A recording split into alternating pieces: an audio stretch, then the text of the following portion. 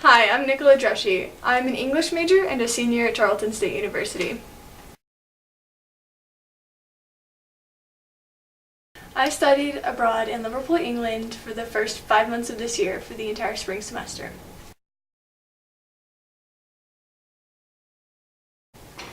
While in Liverpool, I took aspects of psycholinguistics and 19th century literature. The classes were a lot different. They were about the same size, but the way that you talked to the teachers, the tutors as they called them, was a lot different. Here, anyone that teaches a class is a professor, or teaches a class at a university, is a professor. There, professor is above a doctor. And so you only call someone a professor like it's a very well-respected thing and not a mistake that you make. If you don't call a professor, it's an insult, and if you call someone that's not a professor, you flatter them way beyond the norm. I think it already has, because when I came back from England, I had to find a job. After not working for 5 months, you need a job. And when I was passing out my resumes, one of the first things that every single potential employer noticed was that, oh, you went to England. So I think that it's a big deal to anyone that someone has left the country, studied abroad, been in another culture and experienced it. And so it's really helpful, and I actually think that it helped me get the job that I have.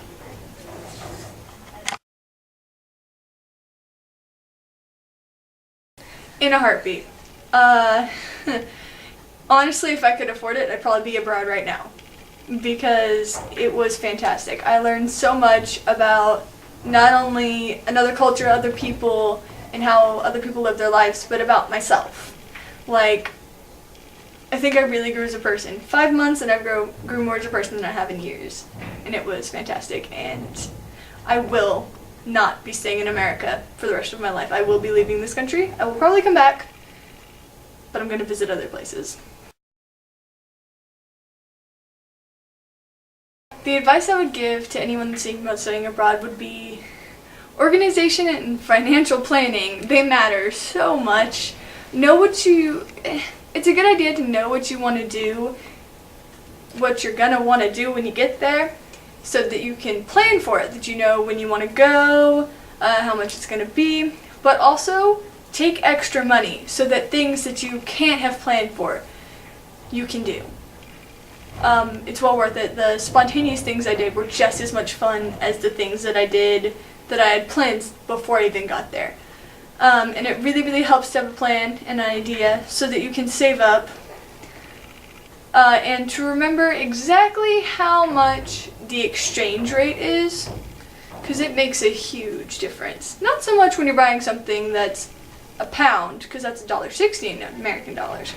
But if you're buying something that's 20 pounds, that's $40. It's important that you remember that.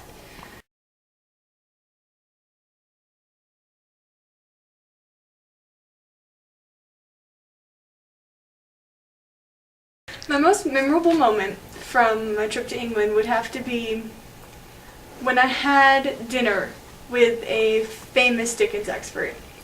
Trish, what my tutor was called, they let you go by first name.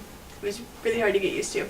Anyway, Trish asked our class if anyone was interested in going to have dinner with Michael Slater, who has written a famous Dickens biography,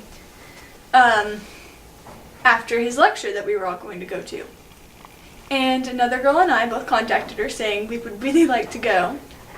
And so we did. We went to a fancy restaurant right down the street that I'd always seen and kind of wanted to go to because it just looked really nice. And it was, I think, a 3-course meal.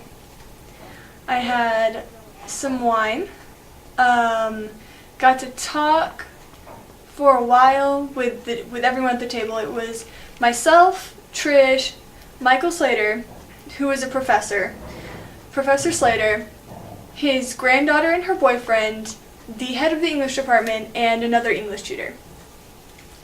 So we all sat and talked about anything and everything. First we started, obviously, with Dickens, and then about how he came to write the biography, But as the night went on, we went to talk about the most random and casual things. I think one of the things I most remember him saying was we were talking about American and British television, because the tutor was from Montana and I myself obviously from Texas. And Professor Slater goes, "Have you seen Family Guy? I love that show." And all my stereotypes and all my presumptions about this person, about him being like, he's a classy English gentleman and he knows all this stuff and he's academic and scholarly. Family Guy completely threw me off, but it was hilarious. I loved it so much. And then the school paid for the dinner, so I got a fancy dinner and some wine on the school, which was really nice.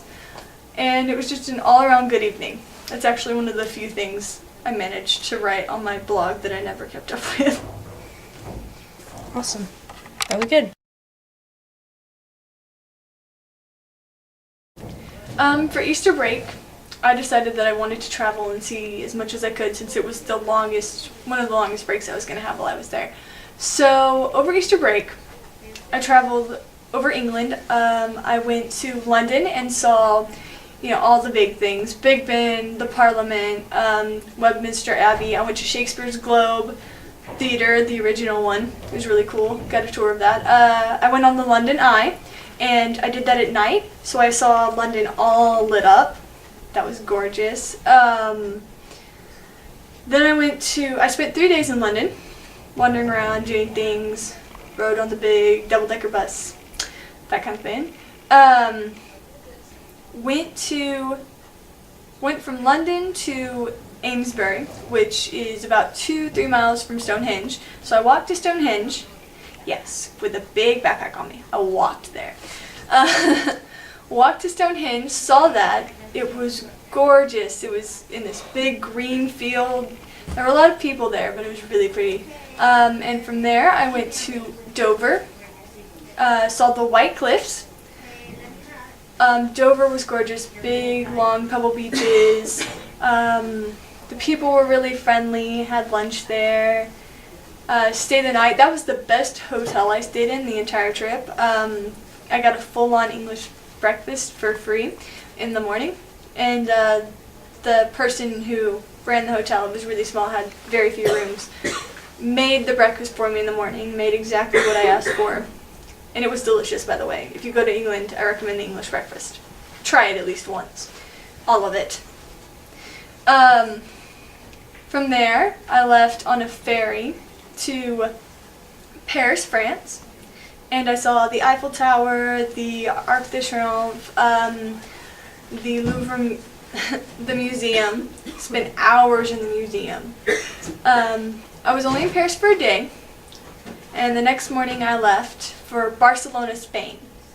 And Barcelona was so colorful. It was a bit cooler than I was expecting, but still gorgeous weather for walking around.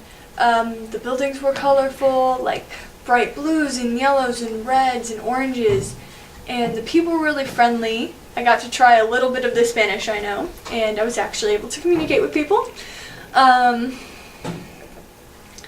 And after that, I flew back to Liverpool and spent the rest of my Easter break exploring Liverpool museums and things like that I'd been too busy with school to do. And I had a really good time.